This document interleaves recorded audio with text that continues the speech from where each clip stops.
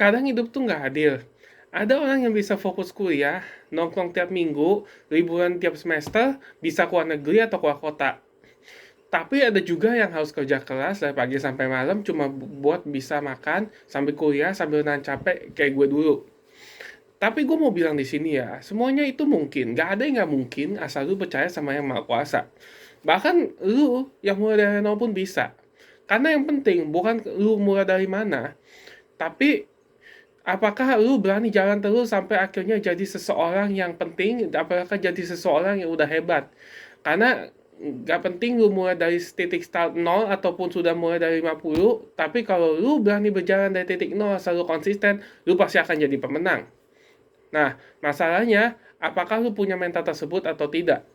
Dulu, waktu gua masih baru lulus SMA ya, gua harus banting tulang sambil kuliah. Gua keluar negeri, gua memutuskan keluar negeri karena gua tahu di Indonesia ini nggak cukup kalau gua bertahan. Nah, akhirnya gua harus banting tulang di luar negeri sambil kuliah. Gue Inggris gue juga nggak bisa, akhirnya gue sambil les Inggris juga.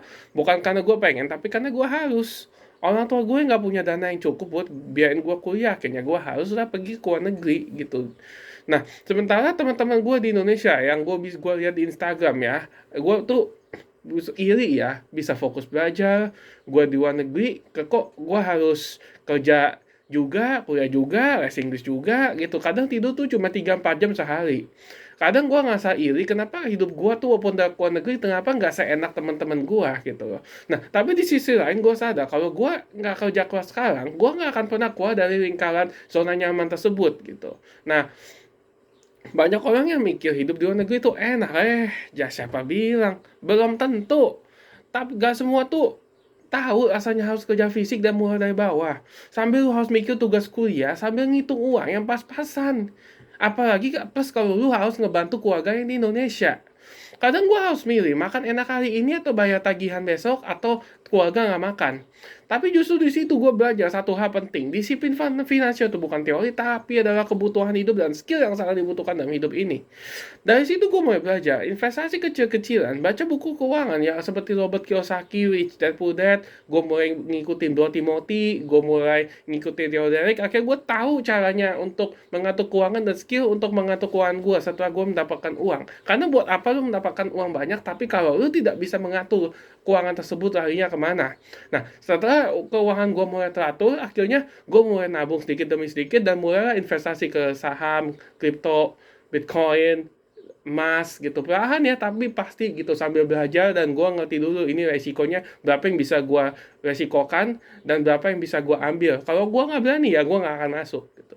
Sebelum gue lanjut, follow dulu channel ini ya, karena di sini gue bakal bantu lu untuk capai 1 miliar rupiah lewat mindset dan strategi keuangan yang realistis. Oke? Nah, di sini ada titik balik ya. Gue mulai ubah cara pandang. Nah, cara pandang gue dulunya tuh, kok gue capek banget ya kerja. Kenapa gue nggak seenak teman-teman gue? Kenapa orang tua gue nggak kaya gitu loh. Tapi gue ganti dengan gue kerja buat bertahan hidup, tapi gue kerja juga buat tumbuh. Jadi jangan cuma ngeluh kerja buat bertahan hidup, tapi kerja untuk cari pengalaman dan cari skill untuk bertumbuh di kemudian hari. Setiap gajian gue pakai metode 50/30/20, di mana 50% untuk kebutuhan sehari-hari, 30% buat investasi, dan 20% buat nabung dana darurat. Gue di situ mulai beli emas, Bitcoin, lalu saham, tapi dengan gue pelajarin dulu ya, dan berapa yang gue risiko, ya mulai dari kecil tapi lama-lama jadi gede. Karena gue konsisten untuk menabung berapa persen dari penghasilan gue tiap bulannya. Dan tambah sadar beberapa tahun kemudian, ketika Bitcoin naik, emas naik, saham juga naik, gue bisa melunasi semua utang yang gue udah ambil untuk modal gue pergi ke New Zealand.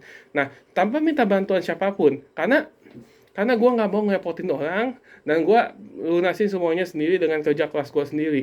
Rasanya tuh luar biasa banget ya. Waktu pertama kali sadar, gue yang dulu cuma bisa nahan napas, sekarang bisa punya aset. Dan semuanya itu tidak pernah mengkhianati. Semua hasil kerja keras gue itu tidak pernah mengkhianati hasilnya. Jadi buat lu yang lagi titik lelah sekarang, titik terendah, yang ngerasa hidup lu nggak seindah orang lain, dengerin ini baik-baik. Bukan karena lu gagal, tapi lu lagi di tempat untuk jadi seseorang yang lebih baik daripada orang lain. Ingat, bukan lu gagal, tapi lu sedang di tempat dunia ini untuk menjadi orang yang lebih baik di kemudian hari. Semua kerja keras yang lu jalani hari ini, suatu saat bakal balik ke lu dengan hasil yang jauh lebih besar. Tidak harus dalam bentuk uang, bisa jadi dalam bentuk relasi, peluang kerja dan juga kesehatan. Gue buktinya nyatanya nih, gue yang dulu kerja sambil kuliah ya, sekarang bisa hidup tenang, bebas dari hutang, dan pelan-pelan menuju kebebasan finansial. Karena gue pengen untuk bisa membantu orang dan untuk bisa memberikan dampak bagi masyarakat luas, terutama masyarakat Indonesia. Dan gue yakin kalau gue bisa mulai dari nol, lu juga bisa. Karena setiap perjuangan akan selalu punya hasil, asal lu nggak berhenti di tengah jalan. Semoga bermanfaat.